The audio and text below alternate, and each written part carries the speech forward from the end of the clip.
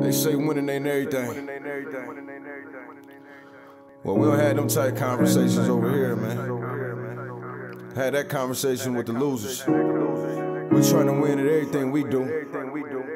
Even in the loss, we don't see defeat. We see a lesson learned. Straight up.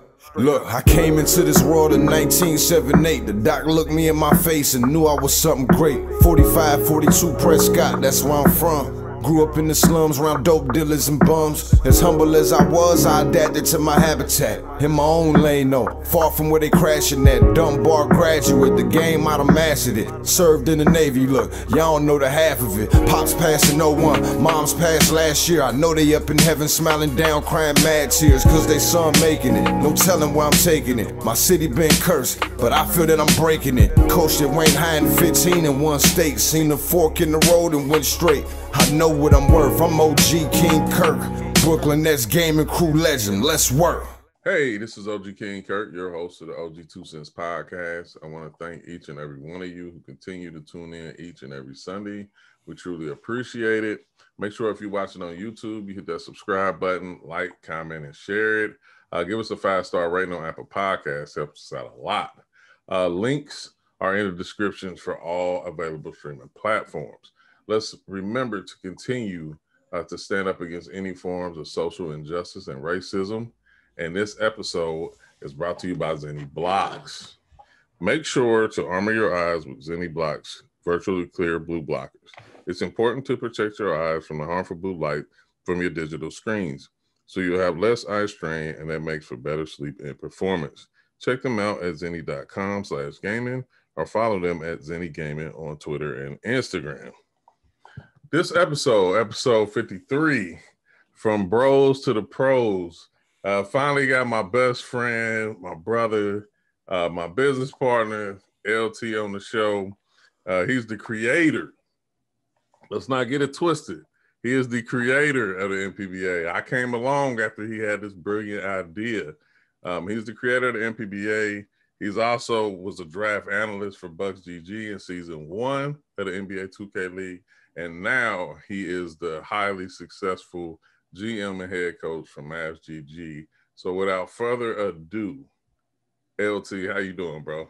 Man, what's good, Kurt, bro? The good old OG, man. I'm living life. I'm feeling good. I appreciate you for having me. Ready to chop it up with you like old time. I think for everybody watching, it's gonna be like us just going back and forth podcasts or whatever. But to me, you know, it's a normal old combo for us, man. You know, you already know how it goes. So I'm feeling good. Yeah, for the most part, everybody kind of knows our story and how we got to where we are. But you know, if you can, like, take us back, man. You know, you from Mississippi. Yep. You know, grew up athlete, everything. Went out to the military. Talk about that for a second. Got you. Say no more. So I kind of call it my story. I'm from Goshen, Mississippi, small town on the coast of Mississippi, about an hour 30 from New Orleans. Probably about 10, 20 minutes, maybe 30 minutes from Mobile, Alabama. So basically, growing up, I was a ball player. I played football from 4 years old, all the way throughout high school. I was known for playing ball and everything around football. Played Little League in the city, Baycott.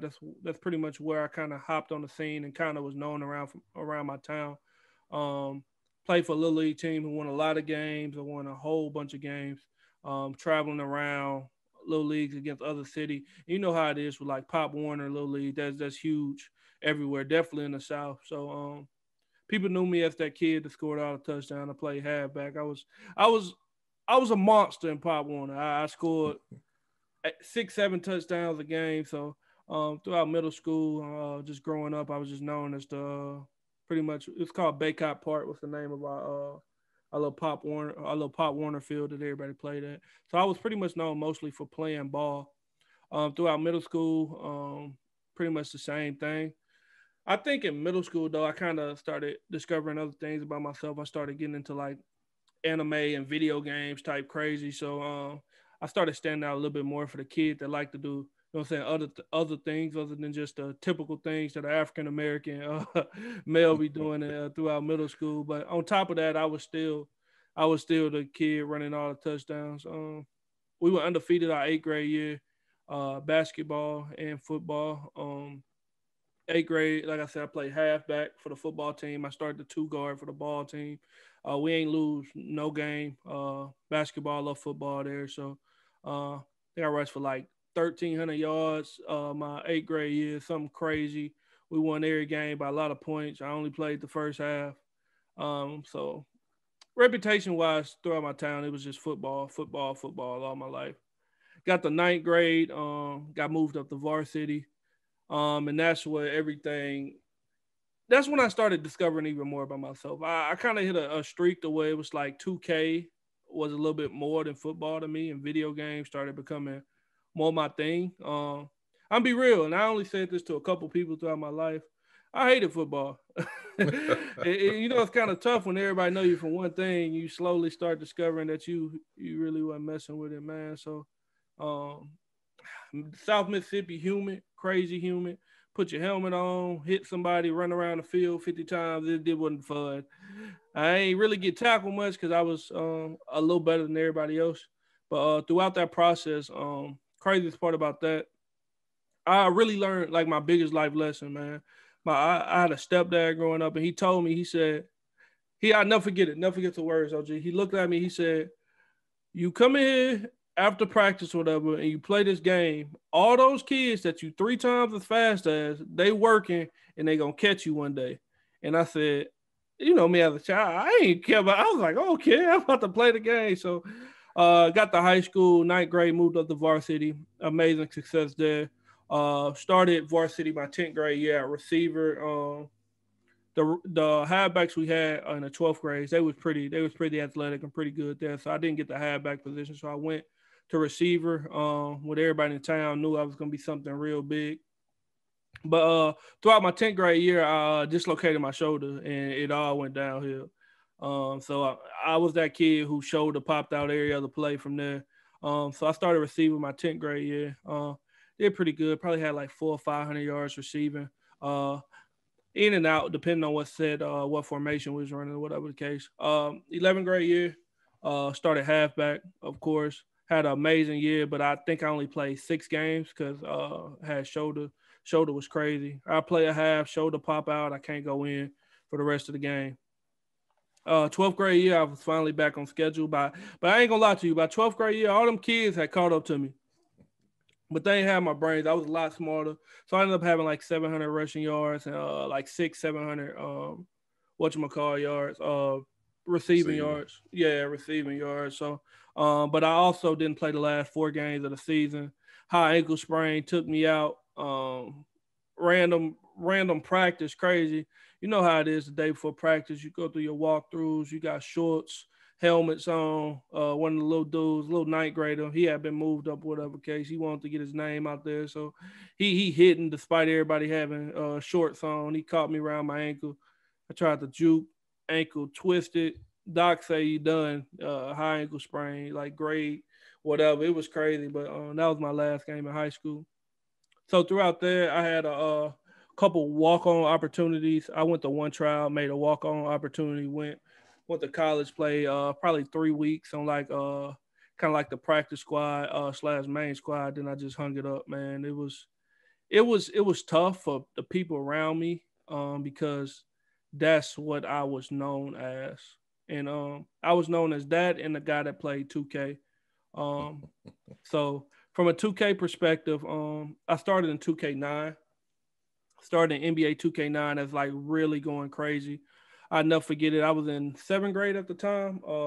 My mom went back to school, and I think she got a refund check. So she took me to Walmart, and it was crazy. Crazy because I think about the decision. I talk to my mom about it all the time. I say, if you would have had that extra $100, I probably wouldn't have met OG. I probably wouldn't have met everybody. Because basically what happened, she had just got a refund check. She was only trying to spend so much money. And back then, I think the PlayStation was $499 and the Xbox 360 was $399, and she said, "Son, I can only get you to $360 right now." You know me, I was a little kid. I was, you know what I'm saying, I was younger, so I was a little upset, but I got it. She bought me 2K9 the same day with KG on the cover. I had already played 2K and was pretty good, but it was at my homeboy house in the neighborhood. This was my first system, and I'm not gonna lie, I was super competitive. So I came home, I got the game. I didn't go outside for 2 weeks straight. I didn't tell nobody I owned the game because the 360 was still kind of new back then. And by the time I started letting people come over and play, I was dropping 97 with LeBron.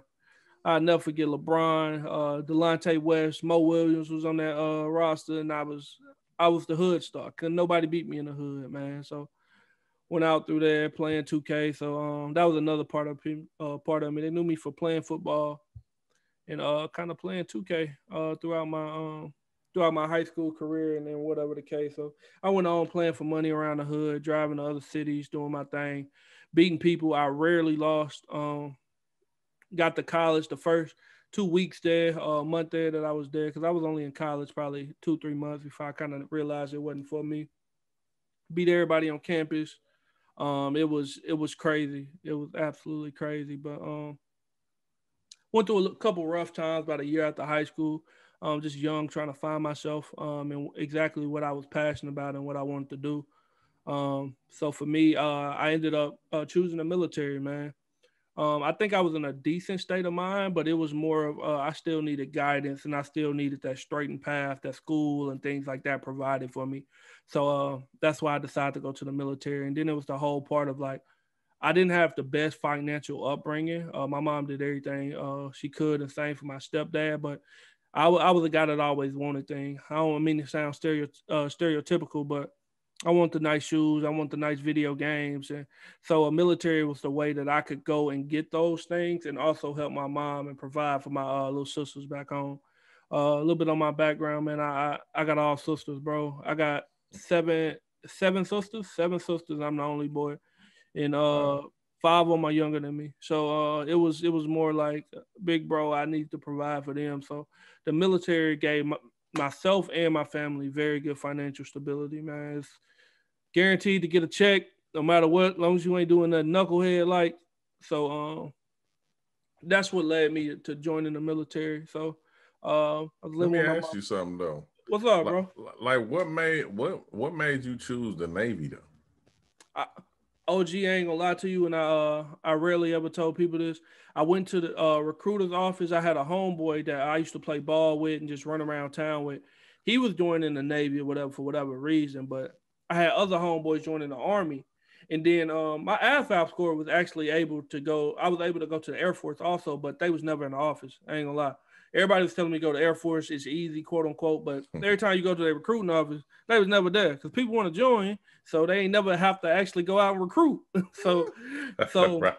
In the office, it was Marines, Army, and Navy, and any, mini, mighty, mo. And I chose the Navy. I pointed to one random one. The Navy recruiter happened to see me first when I walked in, and he asked which branch I wanted to go to, and I seen him wearing blue. Blue was my favorite color. Looked around, and I said, "Guess I'll talk to you." So,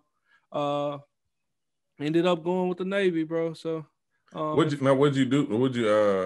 What was your rate? My rate, I was an aviation boatman handler. My main job was to work the airport. I did everything from the guy with the wands, coming in, to working the terminal, scanning people's bags, to riding a forklift, picking up, weighing luggage. I didn't put luggage on the back of big commercial airplanes, big military planes. I done landed helicopters. I done did everything. And crazy part about me joining the military, and when I got in, most people, if people aren't necessarily familiar with the Navy, when you go in, you go to sea duty. 9 times out of 10, you go to the middle of the ocean, you go on some deployments. But the rate I chose, there currently wasn't any bunks on the ship for somebody my rate. I came in as an E1, ultra fresh. I didn't think about joining the military, bro. Like up in the height, didn't think about it. It's just I came on hard times, and I was like, it's the way to get out.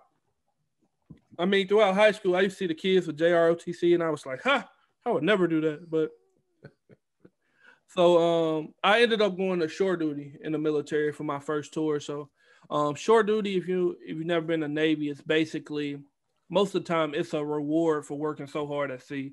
You get 3 years to where you're not going to be deployed. You get to hang with your family, your kids. You still work hard, but you just don't got to worry about the deployment part of things. So I went to a command that was ultra laid back because ABHs at sea, they work abnormally hard. So their shore duties are very laid back. So I went from, I think I was 19 at the time. I went from like really trying to find my way in a small Mississippi town to joining the military. And I never forget, I got on base, my ABH-1 petty officer picked me up. He brought me to base and he was like, yeah, it's chill or whatever. And I'm like, all right, chill. I'm guessing I'm gonna get off at 3:30. First day of work, I got there at 6:45 for muster, and we went home at 10:30. And that was my schedule for 2 years. I got to work at 6:30 and I got home at 10:30. New kid in Virginia Beach, nothing to do, and it was like 2K, here I come. So you know what's wild though? What? I was stationed in Norfolk, but when it came time for me to re-enlist, only reason I didn't re-enlist is because my dad passed away. But I was on my way to re-enlisting, and guess where I was about to be stationed? In Biloxi, Mississippi. Oh, you was coming to the SIP? Yeah, because I was machinist mate, so I worked at the bottom of the ship. Oh, yeah. But so I was tired of that, man. Hot down there, all sweating all the whole time, 100+ degree heats and everything. So I wanted to be a storekeeper, and that's where the A school was in Biloxi. So I was already like had my mind set that I was about to re-enlist, and then unfortunately my dad passed away, and then that's when I got out. So it was like it's funny. I was on my way to Mississippi. What's your wildest military story? My wildest military story. Because I got one from boot camp, bro. Let me keep it clean. Oh, that's a great question. My wildest military story. I would just say, I don't know where I want to go with this, man. I would just say the ship life. I can't give you a story, but I'm gonna give you the ship life. The ship life is different in terms of the way you're living, in terms of side hustles, in terms of being in the middle of middle of the ocean. Man, I knew you got to make 15K in a span of like 6 months doing laundry. Like whenever you got no bills and you're in the middle of the ocean, 15K in 6 months is pretty amazing. Literally just doing people laundry. From the poker games to the fights to everything, it's absolutely crazy. But it's more of an offline one for this one because I done seen some crazy stuff, man. What about you? Nah, boot camp was the worst one. Like we about almost finished. We hitting right before service week or whatever, and we on our way to the chow hall. Man, we get in there, you can't talk. You ain't supposed to talk or say nothing or whatever. We go through the line, bro. It's the best dinner at a whole entire boot camp, bro. We had steak, baked potato, like cake. Like, I mean, it was the best dinner ever in boot camp, bro. We sit down, it's like 50 of us. So we go through, sit down. I take like a couple bites of my steak, and man, I'm having a good time, like, cause that food be garbage.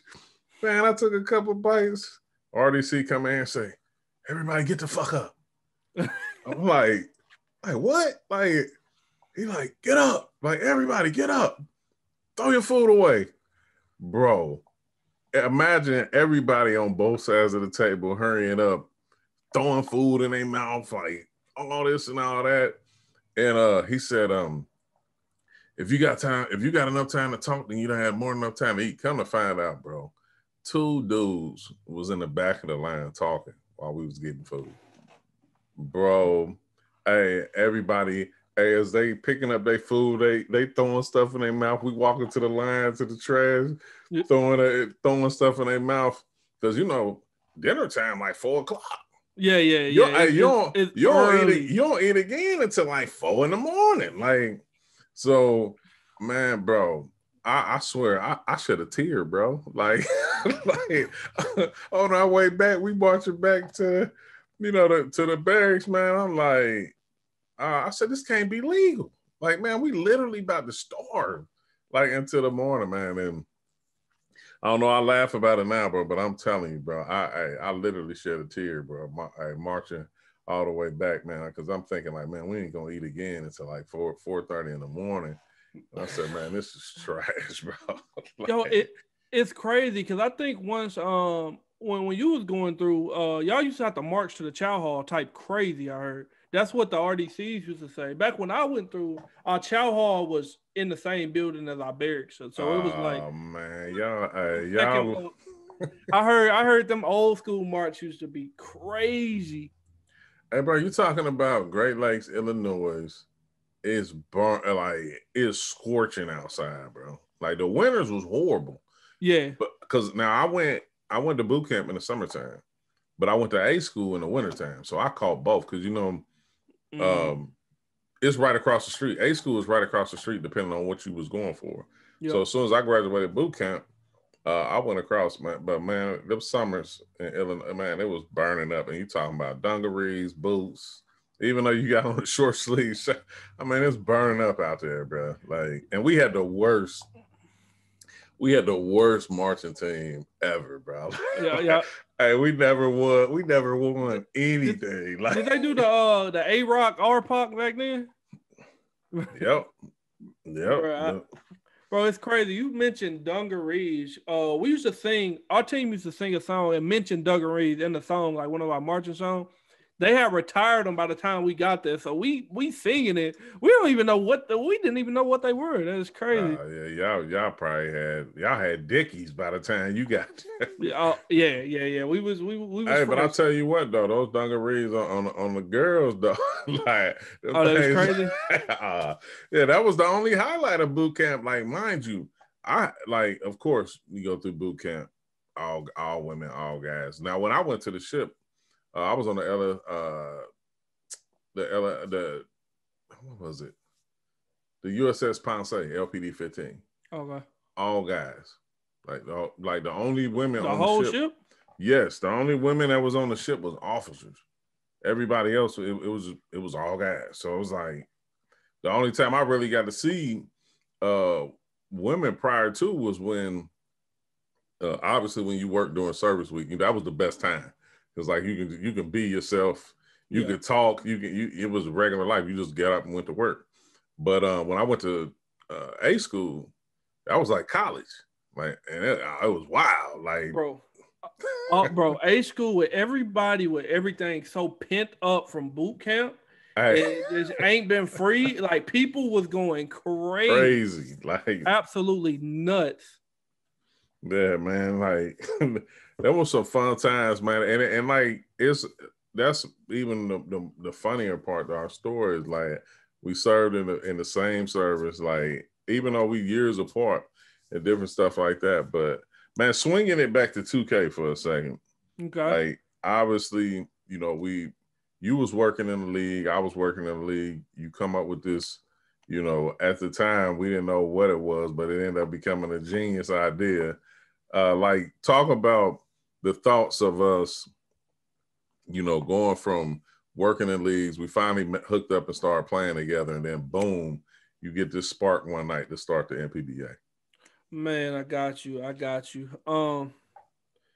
asked you. I'm sure y'all know. I'm sure you interview Dietrich. Everything for me kind of started with the SBA. I never forget it. I was playing with my boy Vietnam. Me and Vietnam been playing faithfully since like 2K11 with game battles, playing 2s, 3s, whatever the case, team up leagues. And he said, yo, we was in a party, normal night. Back then it was either team up leagues or my leagues. So we was in a party. He was like, yo, somebody added me to a group on Facebook and they playing a rec league. I was like, the rec league in a rec. Like, what? What are you talking about? So my boy Nam told me about. I was like, yo, add me or whatever.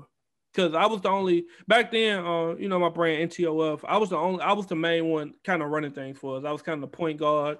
I organized that we was playing in leagues, what time people was getting on.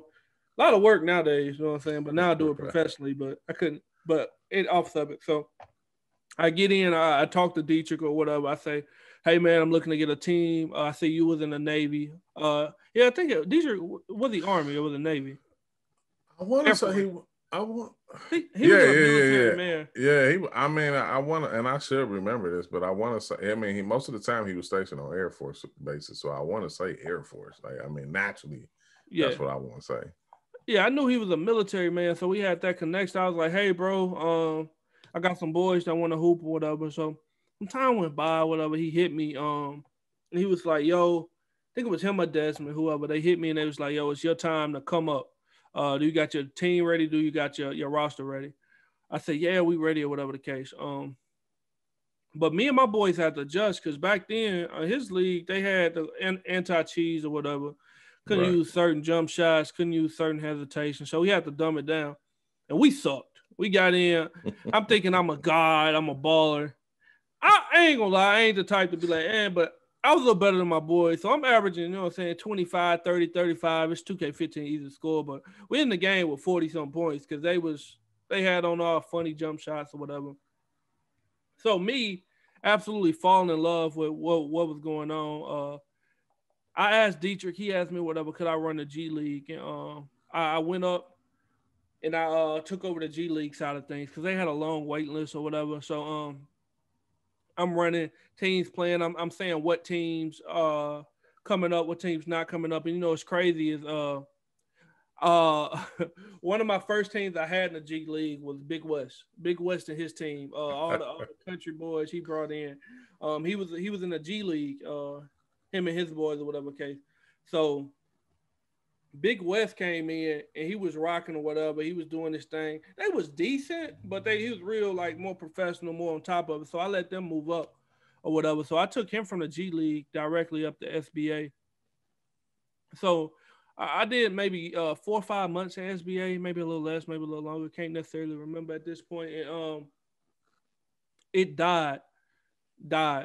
And from there, I think where the MPBA honestly stemmed from, it was the fact that I seen what the SBA was doing, but I want to take it a step further. They capitalized on kind of the base model, and shout out to District. Absolutely, I seen what they was doing, and I built kind of off of that for the most part a little bit, but it was more of they doing the base model basketball like it's 1960.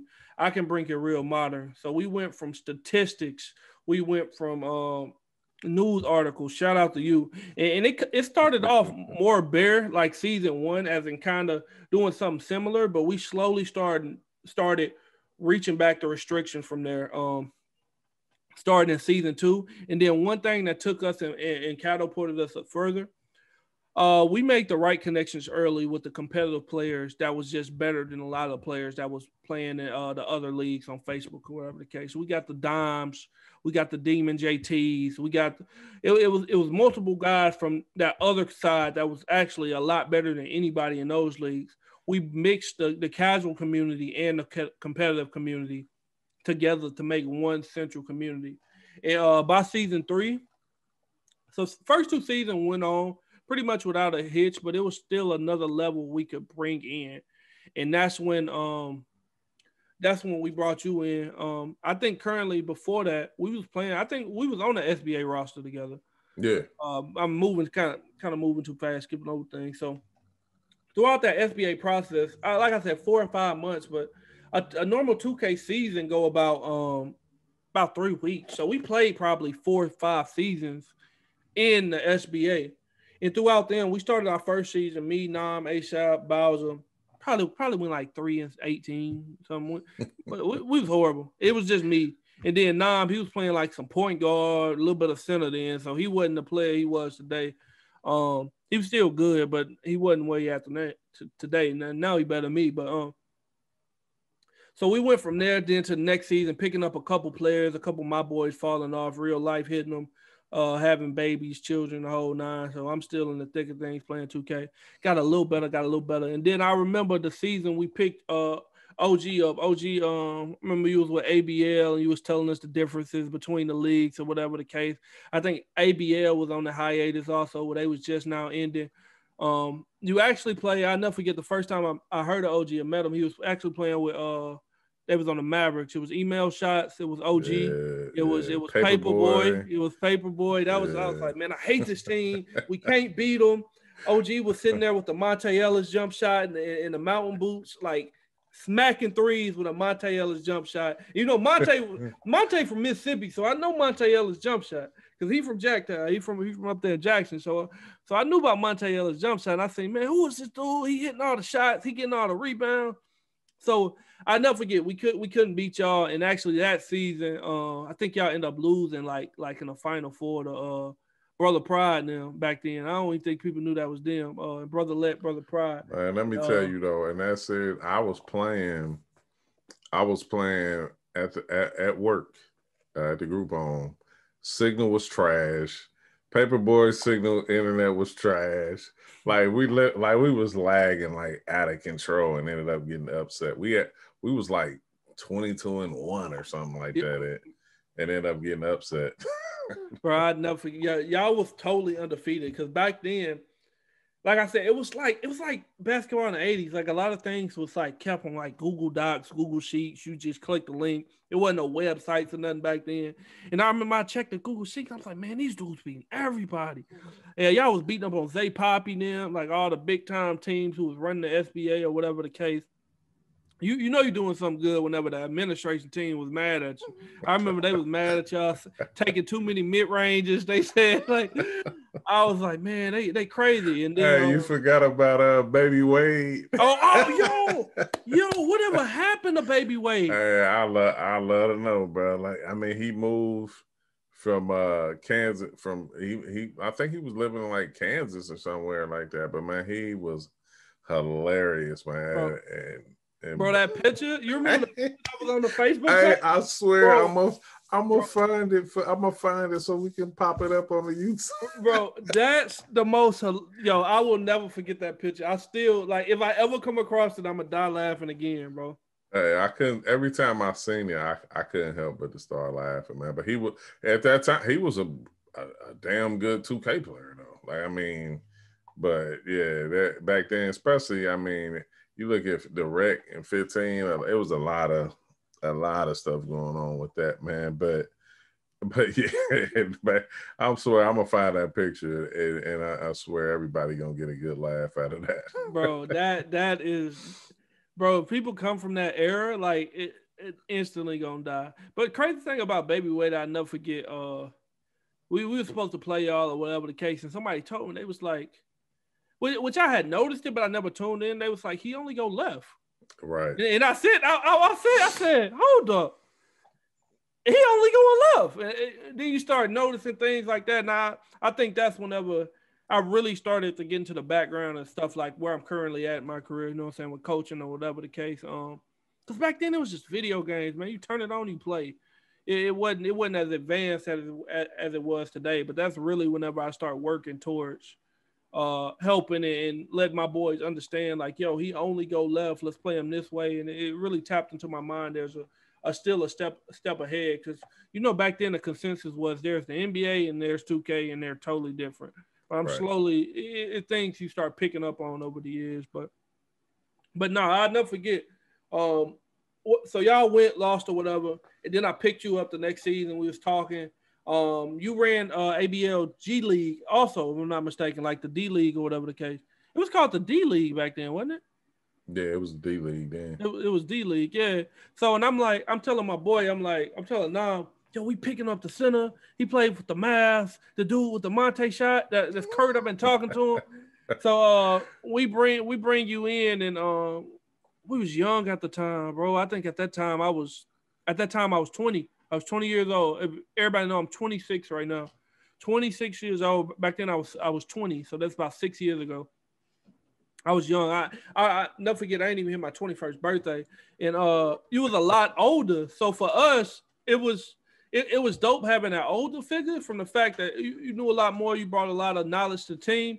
Then it was fun calling you old, man, cracking jokes, things like that. So it was literally like family as soon as you stepped into the group or whatever the case. And then from there we played boys. I mean, our connection got deep to the fact we knew about Spike. Everybody asking how your son doing. Everybody asking, wait, this is edited, right? Man, just talk, bro. Talk, yeah. man. No, I was about to say everybody. I was about to say Donald, but I didn't know how. Know what I'm saying? Yeah, that's the time. Yeah, Yeah. So me meeting your wife or whatever the case. I ain't know exactly. You know what I'm saying? I ain't know exactly what was going on. But yeah, me meeting your wife or whatever at the time, it was crazy. Definitely grew a bond throughout the game. So. And the crazy part is we was just playing as players. We didn't know how good our work relationship was, you know what I'm saying? Until you really toned in from season 3 and he said, I never forget, you said, yo, ABL do stats. And I was like, yeah, they do stats or whatever. He was like, yo, they use a system called MyStats or whatever. And I'm like, okay, bet, let's do it. And me being a commissioner, creator, everything, I never forget you hit me. It was league day. I'm telling people league about to start. And he was like, we doing stats. You was telling me, yo, it's good. We can do stats this season, bring it all together. And I'm like, cool. I'm like, yo, we ready? He like, nah, I got to make the schedule. And I'm like, make the schedule? I'm like, what you talking about, Kurt? So you was like, yeah, bro, I got you a login. Let's look into it or whatever the case. So I looked and I was like, yo, what if we just make it as we go along? And he was like, that could work. Yeah. And then from there, we started the season. I think whole season 3, you did stats yourself, if I'm not mistaken. Actually, and that's what we absolutely, I will say, that's what we absolutely took that next level jump. It's still to this day, if people ask me, why do I think we at where we at? I'd say it was the stat system. From playing 15 to only thing you have is that side-by-side screenshot to actually being able to go to an actual website and see exactly what you average. It was amazing. People fell in love with it. People were saying we took that concept of numbers, all defensive first team, all NPBA first team, all this, all that, all this, and that's what elevated from there. We went on to season 4, and at that time we had our peak. And the crazy part throughout all this, we're doing everything for free, no compensation, just the love of the game.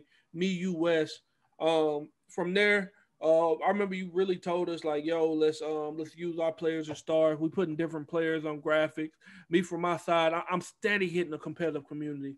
I remember our first money tournament in 2K16. I'm in JT inbox. I'm in Dom's inbox. Dom's inviting me to parties and stuff on Xbox, and we really trying to focus on making not NPBA the funnest experience, but the best pro-am experience possible in the most competitive league. And that was tough for us as a league, I will say. I ain't gonna say dropped off. We just switched our demographic to some of the casuals we had at the beginning. They fell off because we went from a free platform to a buy-in type platform because we honestly want to be the most competitive pro-am league in the world. And slowly, one competitive player brought the next competitive player, and it just kept absolutely blowing up. Absolutely blowing up. The thing about it was, it was uncommon at that time to be able to, you could say you beat somebody, but you couldn't show nobody what you did. Like once the game, if you didn't say the screenshots or whatever, and and post them in the Facebook group, it's whatever. But for it to be able to live and be able to go back and see it, and at that time when you start talking about separating, I guess our day ones, you can say a blend of casuals because after a while they kind of fell off. I mean, once the soup started coming in with Dimes and Majestic and at the time it was Hoff. That was his name then. Yeah, Peroxide. But once they started coming in, then most of the people they died off. Like it was like they didn't want that smoke, so they dipped. I mean, and it was a fun time. I mean, sitting there creating graphics. I go back and look at some of them trash. Most of them look trash. You was making them, man. I remember You remember I made the MPBA logo with the on the Android, a beat up Android on like a little random app cropping out backgrounds, man. It was crazy. Yeah, I didn't even know that much. I mean, shoot, mostly, man, I learned so much in that 7-year span, like from then to now, because I didn't know nothing about no grad. I used to now Dan, who used to run the ABL, like he was a graphic artist, like he was a wizard, Yeah. like he did all that, and I was never gonna be at the level. And the funny thing about it, he was only 19 when he started the ABL. Like he literally was a kid, like running it. And then there was another guy, and then it was me. That was it. I mean, so to take both of those worlds and be able to put them together, now you got the best. Now you got some of the best talent that playing at that the 5v5 mode, the 2K. You got the stats, you got the graphics, you got the articles. Like we got the website, and leading into the website was the funny story, man. We had Forgot about Buddy. I ain't no names to be mentioned doing this, but we had somebody build out the website. Wes found this guy to do the website. Wes? He does the website, and he's doing it like we offered him how much like that he wanted to do it. He said he didn't have no problem doing it. And then when he got done, he wanted to charge us X amount of dollars. So he basically I'm gonna jump in real quick. This is what happened. So well, you right on track. So basically, like you said he would do it for free. Absolutely free. And I don't know what happened. I think it was an argument or something or whatever, but it was nothing too crazy. Yeah, let me tell y'all, LT had a good way of pissing people off. Where they take stuff the wrong way, because back then we wasn't communicating through Discord or no voice channels or nothing. It's just basically you reading the text, and if you took it the wrong way, then it was what it was. Like that was it.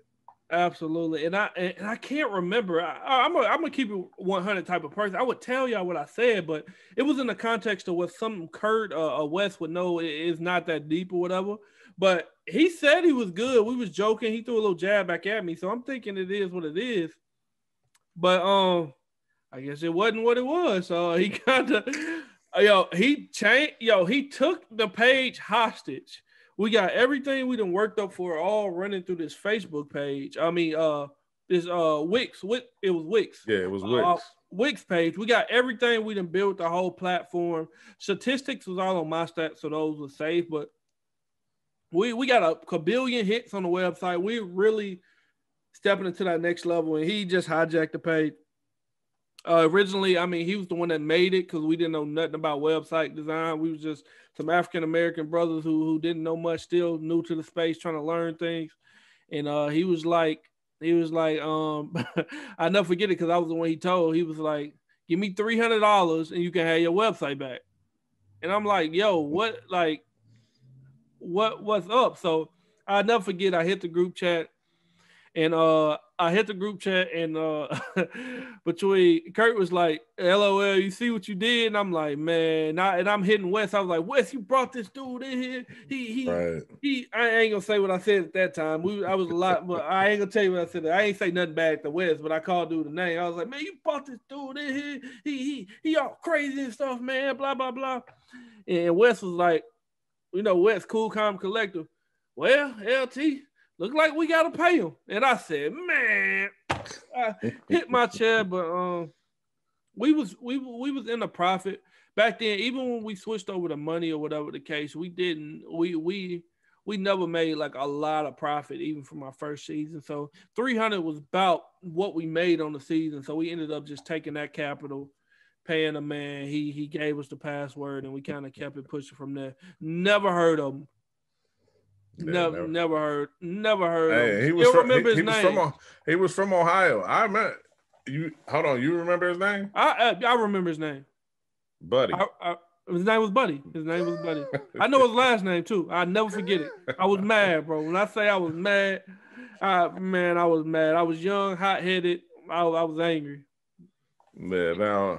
Now going forward, like, I mean, we went from that still running the MPBA. We get an opportunity to work for Bucks GG. Like, I mean, that was what opened the door for us. And actually, I think that they sent the email to you. Yeah. It was Andrew Buck. Andrew Buck hit me on Twitter or whatever the case. Hit me on Twitter. He was like, "Hey, do you got time to talk?" Blase, blase. So I hop on a call with Andrew, and I was like, "Hey, MPBA and what I'm doing, it's a 2-man show." Well, at that point, it was a 2-man show because Wes departed us. Out. Yeah, Wes branched out. He created Nap X or whatever the case. So it was just me and you, and we became pretty successful. Running seasons, Xbox, PlayStation. Wes was missed. Don't get me wrong, but we had recovered from there. And I was like, "Yo, this is a 2-man show or whatever the case. Do you mind if we get my partner?" He was like, "Oh, yeah, I didn't know. I would have branched out to both of y'all. I don't mean no disrespect." And I think he told you the same once we got you on the phone. And I was like, "Nah, it's all good. We appreciate you giving us the opportunity, whatever the case." And from there, from my understanding, we all three of us hopped on the call. And that's kind of where it started. They honestly asked us what was we looking to do with the NBA 2K League, and I never forget it, man. I was in a mindset where just being a little Mississippi kid, bro, I would have mopped the floor. Like that's an NBA franchise. I was young, still young. I was like, "Yo, I'll do anything." Blase. I know the community. Which he said that was the reason they reached out to me, to us. It was the fact that we knew the community. We knew the players that was coming in. At that time, I don't think WR was there, but they was only on PlayStation side, but they wasn't as big as they currently are. So we really own kind of the market when it came to competitive pro-am scene. So we had watched games upon games upon games, and they simply wanted to know who was good and who wasn't good. And that kind of started our chapter there with the Bucks. And then from there, it gave us our first opportunity to meet in person. I think what Right. I don't know if you feel comfortable with us saying our whole first contract ordeal compensation. I don't know how you feel. I mean, it was a learning opportunity. Yeah, there it is. I mean, that's how I put it. I mean, but I still I give them a big credit because they gave us our first opportunity to meet each other, to work together, physically, and just experience what it could be like. I mean, personally, I felt like we put a pretty good team together with Larry, Drake, STLA, Big Meek, Peroxide. But it, once we did that, I mean, we were pretty much out the door. I mean, so that kind of changed the complexion of everything. But I think just giving us that opportunity, it gave us something to look forward to. Absolutely. So yeah, it was and the same thing. And now, with you being with MavsGG, talk about that process and what it was like when you got the job. Oh man, I'll never forget it, man. So I'll backtrack a little bit to the Buck situation. Coming off the Buck situation, I think me and you, we was still on the same path, but we branched off a little bit. I know you really started networking, working on yourself, working on your brand or whatever the case. And I know you was actively looking for a job. On my end, I think my main focus, it was both our focus, but I was more in PBA trying to figure out what I was going to do now that I left the military. So once I got the Bucks GG gig, I did start transitioning out of the military, whatever the case. I did my contract. I decided to get out. And then it was kind of like finding myself and my footing based on what I was doing. At that time, financially through MPBA, we was doing pretty well to the point I could put food on the table, food my belly, maybe pay a little rent or whatever the case. So it was to the point to where I was really trying to figure it out. I had my GI Bill, still got it to this day. I was trying to decide exactly what it was like that, not midlife. It was like one of them things to where I was trying to find myself. Right. I was trying to find myself. So I'm not gonna lie to you. I seen you got the Brooklyn job or whatever the case. I know you had a lot of people reach out for you, and you actively telling me, "Hey, I'm putting you on," but like you would tell me, and I'll be like, "Yeah, I know, bro. Trying to, like Kurt, that's my man. He trying to put me on, but I don't know. Like I can't sit around here and wait." Not saying I wasn't trying to help myself because I definitely was, but I kind of got discouraged. I would say that I wasn't as active in trying to reach for it as much as you. It was more of like opportunities are limited. I can't have my life on hold for whatever the case. So I'm not gonna lie. So basically, what ended up happening? You did a job. You got the job with the Nets. I think then the Hawks with the Hawks reached out to you. You then sent them my way. So I did my first interview with them. I think that was my first contact from an NBA 2K League team, and I was stoked. I was stoked. I was living with my aunt at the time, and I think feeling them reach out sparked another interest in me. Like it really kicked me up Yeah, to another level. let me tell y'all, because LT was in a funk. Like he wasn't. Yeah, I was. He was at a crossroad. Whether he didn't know what he wanted to do. No, it was tough, bro. I ain't gonna lie. And I was, I was talking to you throughout the process. I'm like, bro, I never forget we was on the phone. I was like, bro, I think I'm about to just go back to school because like.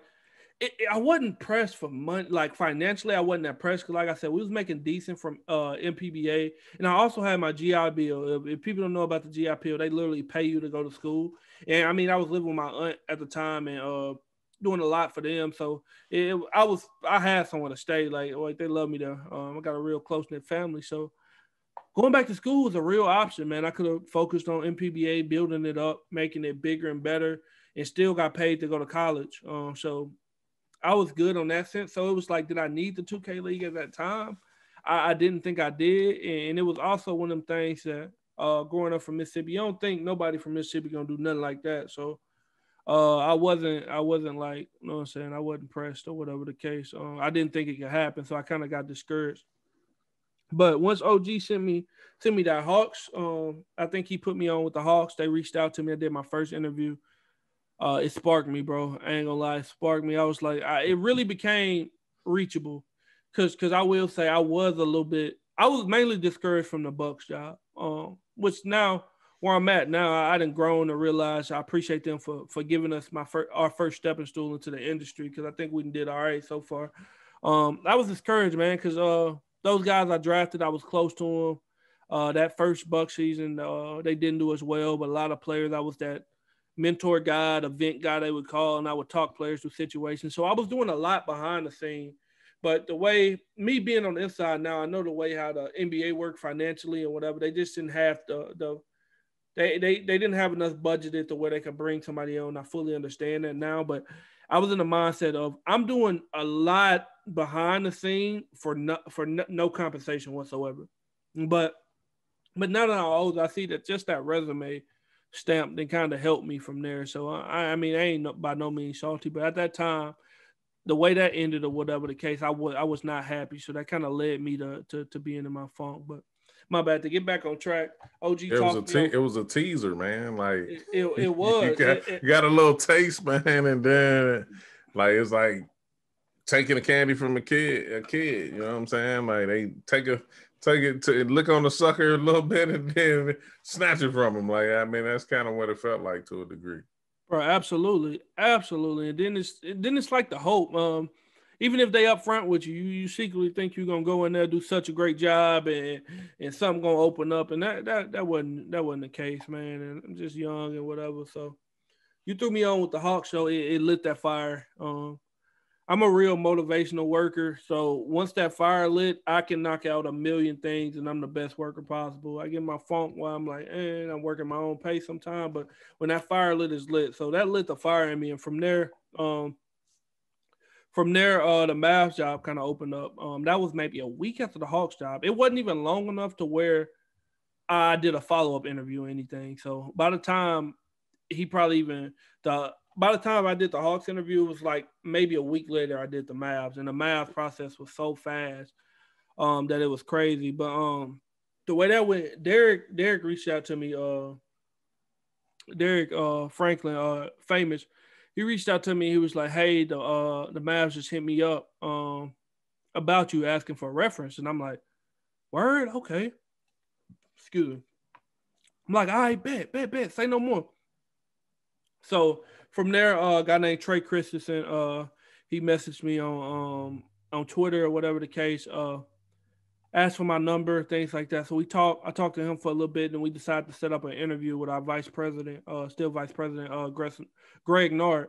So at that time, I'm kind of stoked, but things ain't really settling in like as much. So I do an interview with Greg, a lot of basic interview questions for the most part.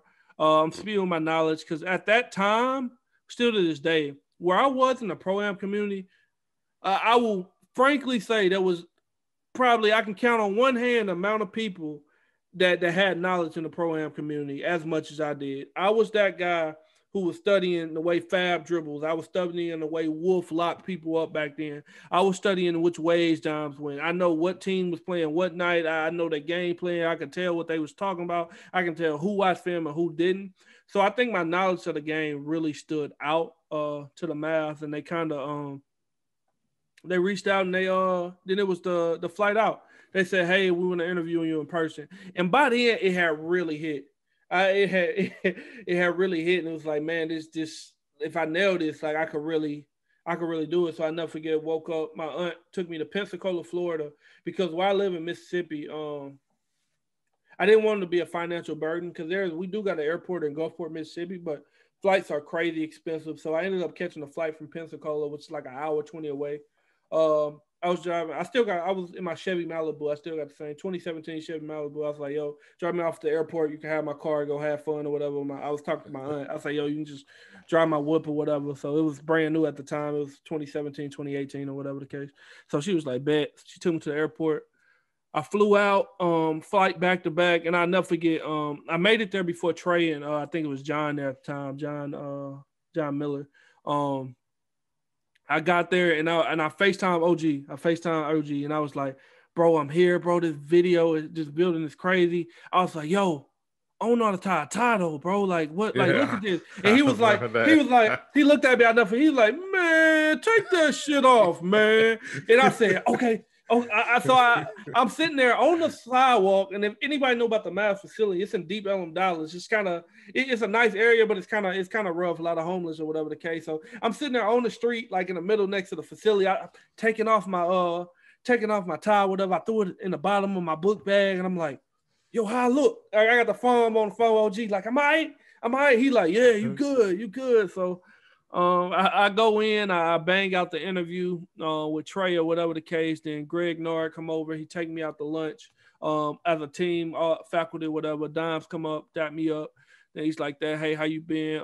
That's been my boy for a while.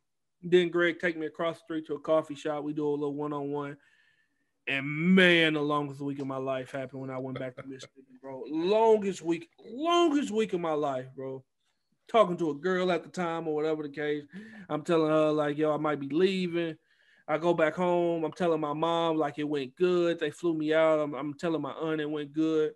They flew me out or whatever the case. Longest week of my life. So about 3 days went by. I think I got back at maybe like a Sunday. So it's like Tuesday. I haven't heard nothing. They made an offer there in Dallas. We shook on it. We looked each other in the eye, and I said, bet. So I'm knowing I kind of got the job Thursday. It's like 4 days and went by. Nothing. I'm like, yo, I'm hitting them. He say, yeah, we working on. I'm like, yo.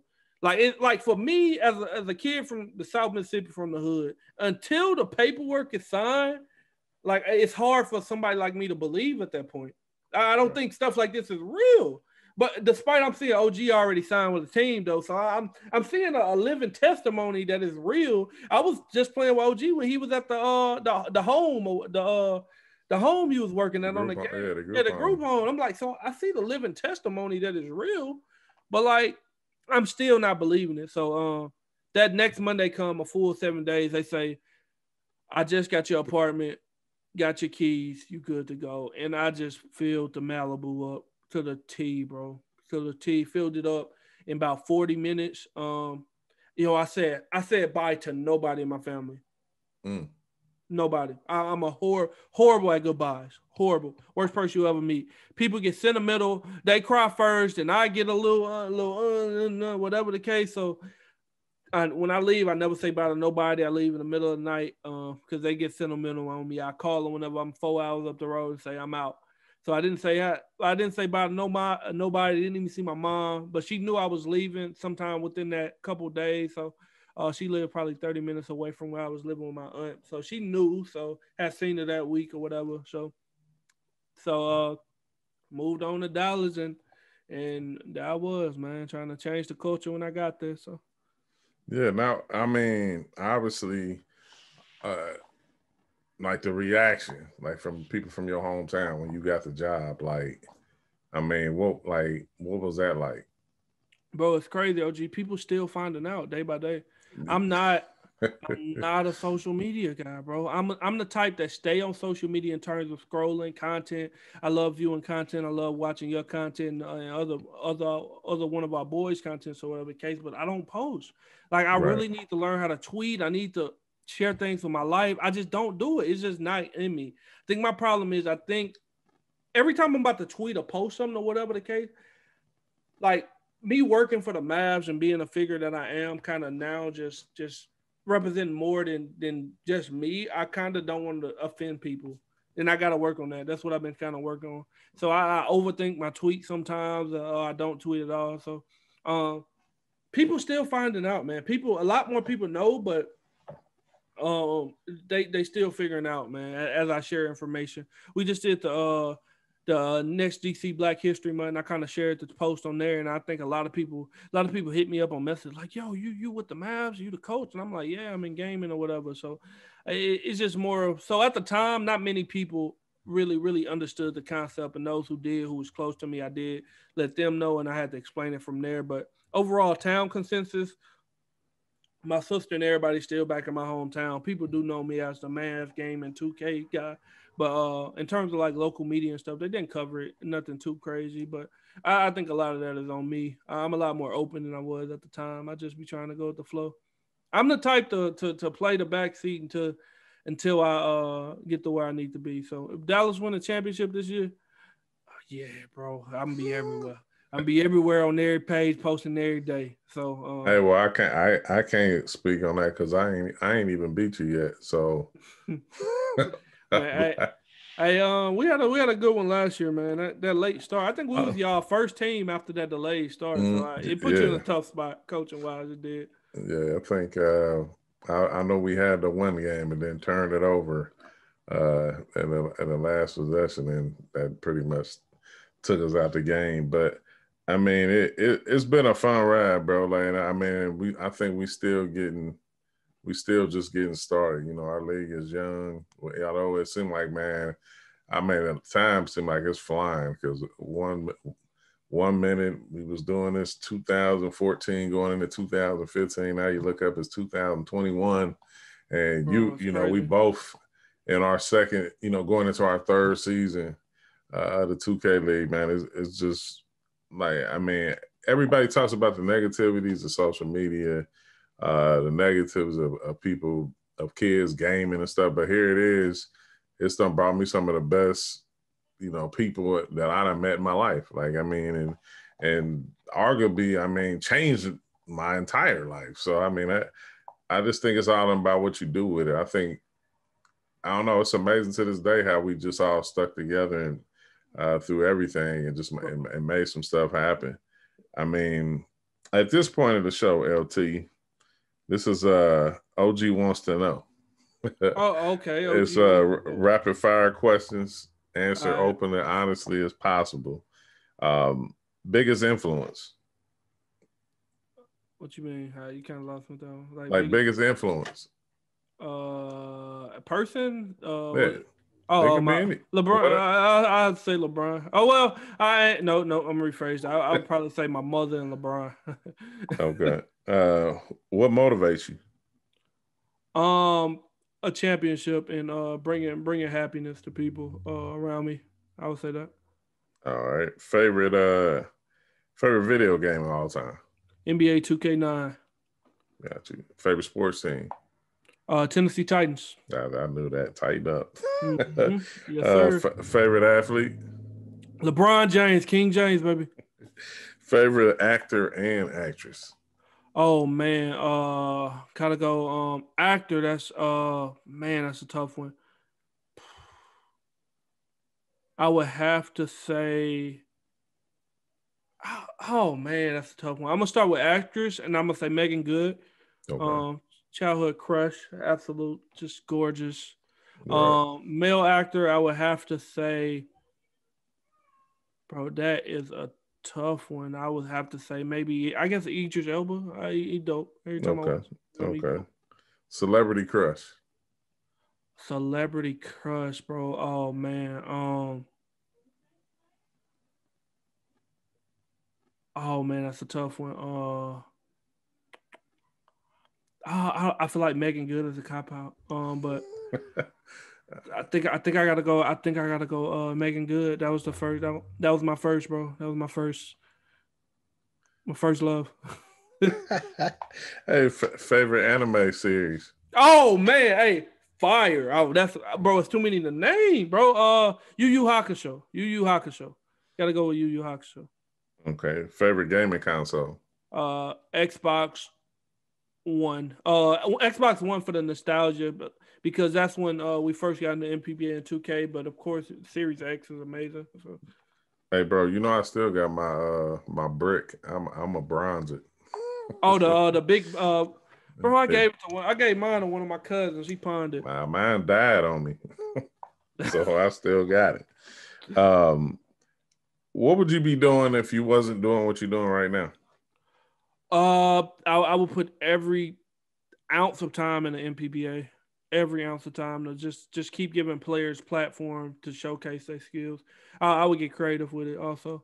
If I wasn't with the map, every second would probably go towards MPBA. Got you, man. Appreciate you coming on the show, man. Let everybody know how they can follow you, your team, and everything that has to do with LT and Mavs gaming. Got you. Feel free to follow me at Toijuin, Toijuin. I may do a social media change soon because a lot of people don't even know how to pronounce that. Follow at MavsGG, Dallas Mavericks, NBA 2K esports team at MavsGG. Toijuin Fairley on Facebook. That's Toijuin. So there it is, man. I appreciate you, OG. Nah, no doubt. Hey, matter of fact, I mean, make sure y'all can follow MPBA at MPBA 2K on Twitter as well, and be on the lookout sometime this year for new events and different things like that coming up. And I will say, if you do have any interest in helping or looking for some money on the side or whatever the case, MPBA, we do need more people. So feel free to reach out to me, OG, or anybody on Twitter. So. Got you, man. Thank you for coming on. And, you know, as usual, we always be in touch. Yes, sir. Appreciate you, OG, man. You have an amazing night. All right. Hey, for everyone listening or watching this episode, remember to subscribe to our YouTube channel. You can listen to the audio on Apple Podcasts, Spotify, iHeartRadio. Make sure you give us a 5-star rating on Apple Podcasts. Follow the OG2CENTS podcast on social media. That's Twitter, Facebook, and Instagram at OG2CENTS podcast. Follow me on social media at OG King CURT. That's Twitter, Facebook, and Instagram.